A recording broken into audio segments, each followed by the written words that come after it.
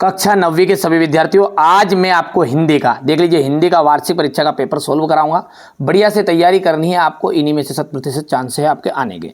छायावाद के प्रवर्तक माने जाते हैं तो जे शंकर प्रसाद। कौन है? जे शंकर प्रसाद छायावाद के प्रवर्तक। प्रेम वाटिका के रचनाकार है रस खान। रसात्मकम वाक्यम काव्यम, ये परिभाषा किसने की है? तो ये परिभाषा आचार्य विश्वनाथ ने दी थी। ठीक है, काव्य के बारे में।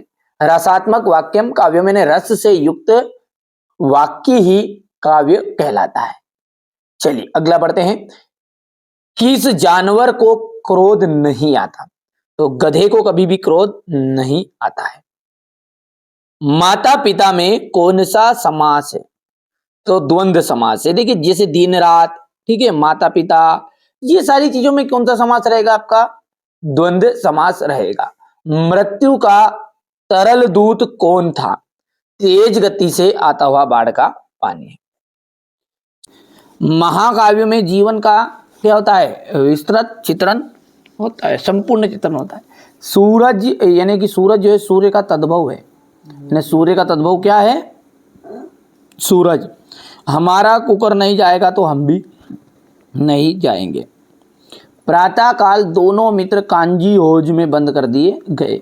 दो बेलों की कथा गद्य की कहानी विधा की रचना है। हो गया इतना। अब है जोड़ी। पंचवटी, तो पंचवटी का जाएगा खंड काव्य। दो बेलों की कथा प्रेमचंद्र। विद्यालय में कौन सी संधि है? तो विद्यालय में दीर्घ संधि। पोतों की पहली संतान, पोतों की पहली संतान जाएगा परदादी। कई अंकों वाली रचना, कई अंकों वाली रचना, ठीक है। नाटक टोपी, टोपी का जाएगा जूता, ठीक है। नई कविता में खड़ी बोली, ठीक है, में रचनाएं अधिक की गई है, सत्य है। रस युक्त वाक्य ही काव्य है, ये कथन आचार्य विश्वनाथ का है, बिल्कुल राइट बात है। झूरी जो है वो गया का साला था, सत्य है। हिमालय दीर्घ संधि का उदाहरण है। रिलीफ डॉक्टर ने नाव में कुत्ते को बैठा लिया था। हजारी प्रसाद द्विवेदी द्विवेदी युग के निबंधकार है। ना खाकर प्राणी क्या बनेगा? अहंकारी। नायक के वृहत जीवन का चित्रण किस काव्य में है? होता है महाकाव्य। सांड को देखते ही कौन भयभीत हो गया था? हीरा और मोती। पंचामृत में कौन सा समास है? दिग्गु समास है। जर्नल मिथेया का चित्र किसने मंगवाया था? लेखिका बहन रेणु ने। हजारी प्रसाद द्विवेदी किस युग के लेखक है? तो छायावाद के लेखक है। यहाँ से आप क्वेश्चन देख सकते हैं, ये पूरा सॉल्यूशन मैं आपको अभी प्रोवाइड करा रहा हूँ, ठीक है। बढ़िया से आपको कंप्लीट करना है ना। यहाँ से देख सकते हैं, ये कवि लद्दख द्वारा मुक्ति के लिए किए जाने वाले प्रयास व्यर्थ क्यों जा रहे हैं? सखी ने गोपी से कृष्ण का कैसा रूप धारण करने का आग्रह लिया? यहाँ से देख सकते हैं, ये मेघ रूपी बादल हो जाएगा। यहाँ से आपका पाठ्यमुक्तक और गे मुक्तक में अंतर जाएगा। अलंकार की परिभाषा देनी है, गद्य के स्वरूप को स्पष्ट कीजिए। प्रेमचंद की भाषा शैली बतानी है आपको, ये हो गया। छोटी बच्ची की बेलों के प्रति प्रेम क्यों उमड़ाया? अपनी यात्रा के दौरान लेखक को किन किन कठिनाइयों का सामना करना पड़ा था? सांवले सपनों की याद शीर्षक की सार्थकता पर टिप्पणी लिखिएगा। लेखिका महादेवी वर्मा उर्दू फारसी नहीं सीख पाई थी। ये आपको देख सकते हैं। प्रेमी ढूंढत में फिरो प्रेमी न मिलियो कोई, प्रेमी को प्रेमी मिले तो सब विसमृत होई। ये यहाँ से आपका जाएगा क्वेश्चन नंबर 18 कर दो। ये रहेगा आपका क्वेश्चन नंबर 19, ठीक है भैया। यहाँ पर हम बात करें आगे की, तो ये आपका यहाँ पर हो जाएगा क्वेश्चन नंबर 19 का, अथवा ये रहेगा 20। पूरा सॉल्यूशन अभी दे रहा हूँ, प्रोवाइड करा रहा हूँ, पहले इसको आप कंप्लीट तो करो। इतना पे स्क्रीनशॉट ले लो, है ना, मतलब ये इतना हो जाएगा। क्वेश्चन नंबर ये रहेगा 22 और ये रहेगा 23, ठीक है भैया। चलिए तो अपन आगे बढ़ते हैं। यहाँ से देख सकते हैं, ये क्वेश्चन नंबर आपका 6 रहेगा ये, ठीक है। थोड़ा सा छोटा कर देते हैं। ये आपका भक्ति काल को हिंदी साहित्य का स्वर्ण युग क्यों कहा जाता है, ठीक है भैया।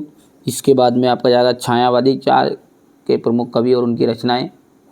कबीर ने किस प्रकार ज्ञान को महत्व दिया है? किस प्रकार के ज्ञान को? कवि लद्दाख द्वारा मुक्ति के लिए किए जाने वाले प्रयास व्यर्थ क्यों लग रहे हैं?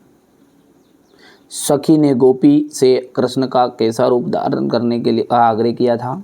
अपने शब्दों में वर्णन कीजिए। आपके विचार में स्वतंत्रता सेनानियों और अपराधियों के साथ कैसा एक सा व्यवहार क्यों किया जाता रहा होगा। इसके बाद में है ये मेघ रूपी मेहमान के आने से वातावरण में क्या परिवर्तन हुए। लता ने बादल रूपी मेहमान को किस तरह से और क्यों देखा। यहाँ पर देख सकते हैं आप पाठ्य मुक्तक और गेय मुक्तक में अंतर। वीर रस की परिभाषा लिखते हुए एक उदाहरण दीजिएगा। बुंदेले हरबोलों के मुख से हमने सुनी कहानी थी, खूब लड़ी मर्दानी वो तो झांसी वाली रानी थी। अलंकार की परिभाषा आपको देनी है, ये हो गया इतना। दोहा छंद की परिभाषा उदाहरण सहित। रईमन पानी राखिए बिन पानी सब सुन, इतना हो गया। ये गद्य किसे कहते हैं। कोई दो प्रमुख नाटककारों के नाम बताइएगा। प्रेमचंद की भाषा शैली की विशेषताएं बतानी है, ये हो गया इतना। यहाँ से भाषा हो गई है ये, और ये शैली। महादेवी वर्मा की दो गद्य रचनाओं के नाम लिखिएगा।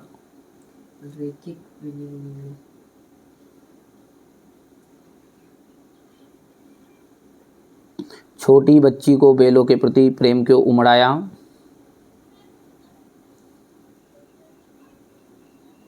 अपनी यात्रा के दौरान लेखक को किन किन कठिनाइयों का सामना करना पड़ा,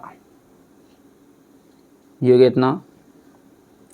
सांवले सपनों की याद की शीर्षक की सार्थकता पर टिप्पणी लिखिएगा। ये क्वेश्चन नंबर 15 का अथवा। संधि किसे कहते हैं, इसके भेद लिखिएगा। तत्सम शब्द किसे कहते हैं। बाढ़ की सही जानकारी लेने और बाढ़ का रूप देखने के लिए लेखक क्यों उत्सुक था। रीढ़ की हड्डी की सार्थकता को स्पष्ट कीजिए।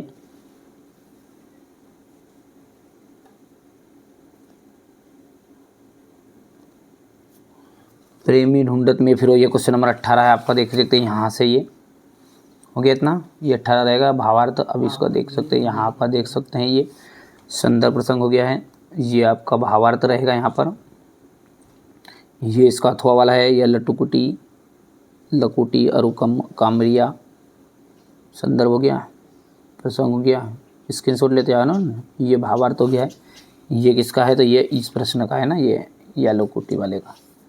चलिए अब इसके बाद में क्वेश्चन नंबर 19 जो है, इसको थोड़ा सा अपन छोटा कर देते हैं ताकि हमारे बच्चों को दिक्कत नहीं आएगी। ये देखो क्वेश्चन नंबर 19 है ना। अब ये क्वेश्चन नंबर 19 को देखने के लिए आपको क्या करना पड़ेगा, ये देखो क्वेश्चन नंबर 19 हो गया इतना।